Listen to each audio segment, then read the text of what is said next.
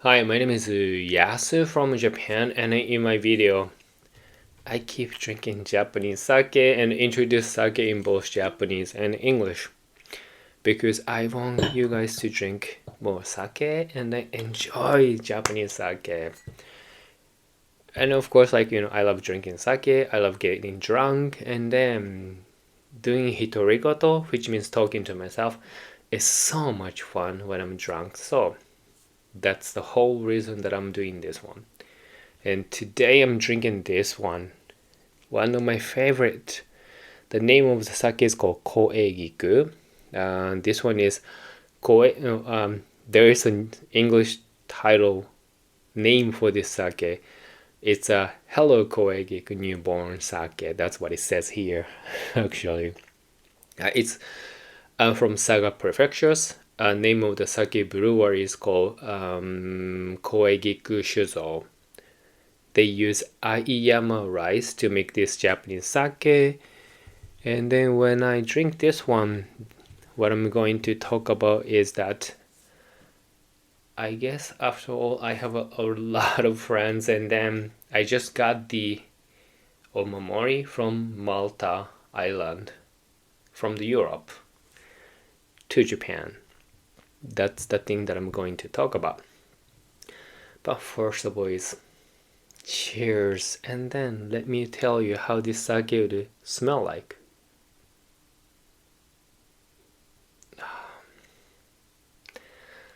Aiyama rice smell. So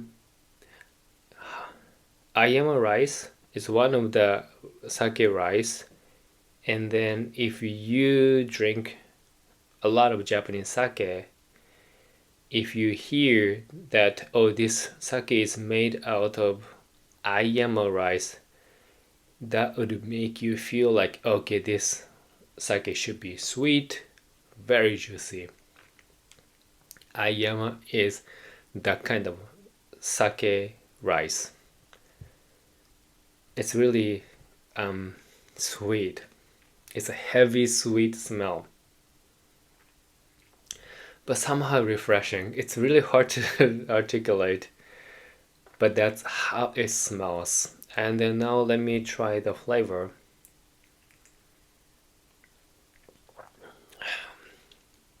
Yeah, nice.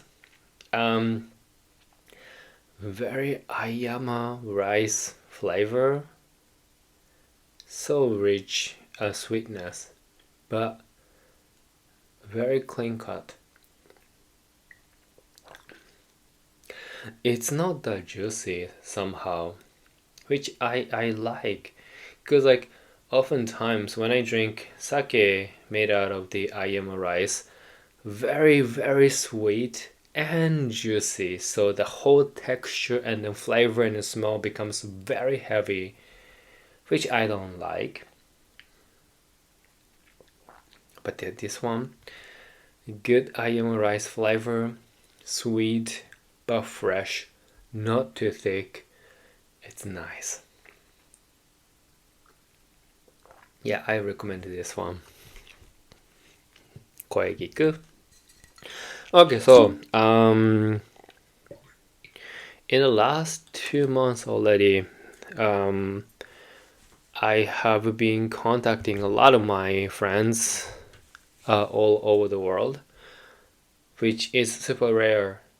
I think I never done it because one of the bad things about me is that I'm not good at texting, and I hate phone calls.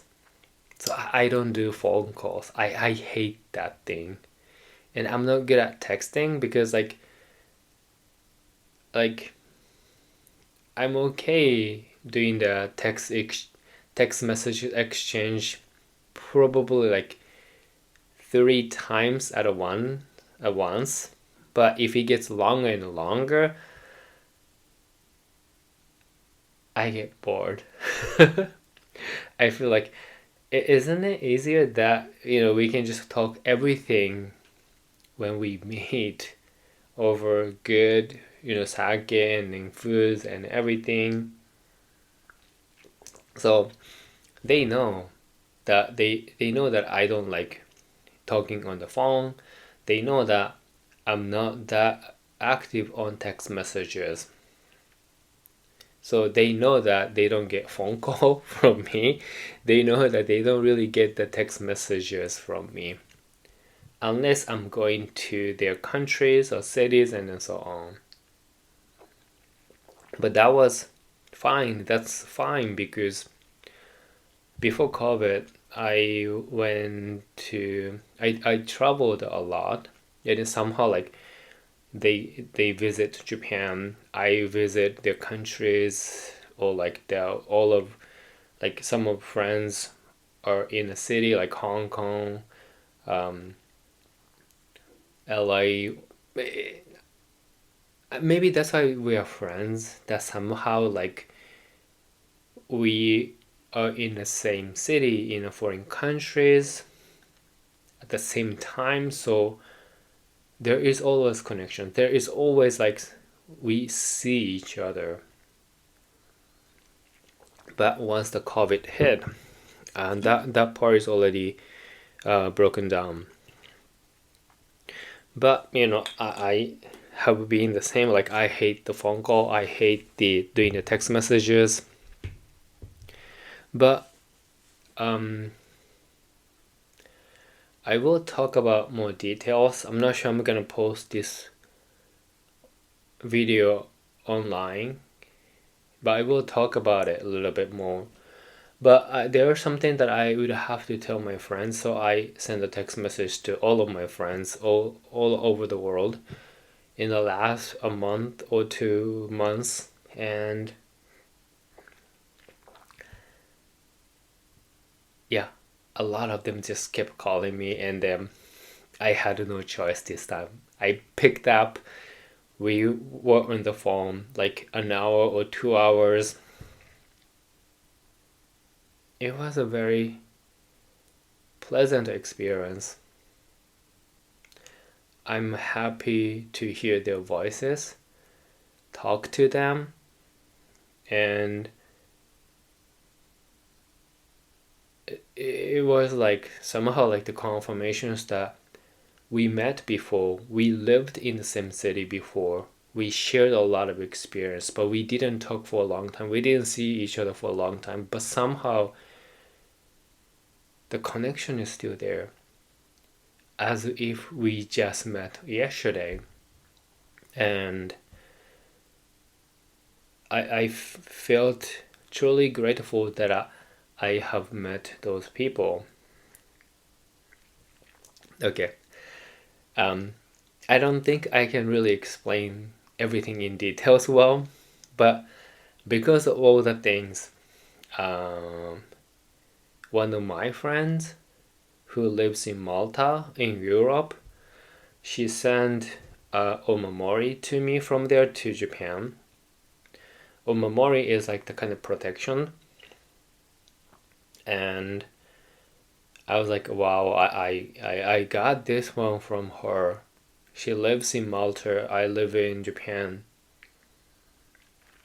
This is how much she and then they care about me. And then we call this one in Japanese called en ga aru, like meant to be. That is why we met each other. And then one time there was a time that we were physically in the same area and then saw each other almost every day, shared our lives. But after, we are not in the same, we don't live in the same moment physically, but the connection is already well built up. So even though we are no longer like in the same physical locations, but once it's connected again, we really care about each other. Okay, it's really hard to say. So if you're interested, please watch the next video. Then it might make sense why I'm saying this one. I know that I should tell now, but I'm not ready, so yeah. Anyway, I think what I want to say here is that be nice to your friends, your family, your partners, your lovers, anybody that you care, because they care about you. And even though you don't see them for a long time, you haven't talked to them for a long time, once you already met them, spend time with each other, the relationship, the connections, it's still there.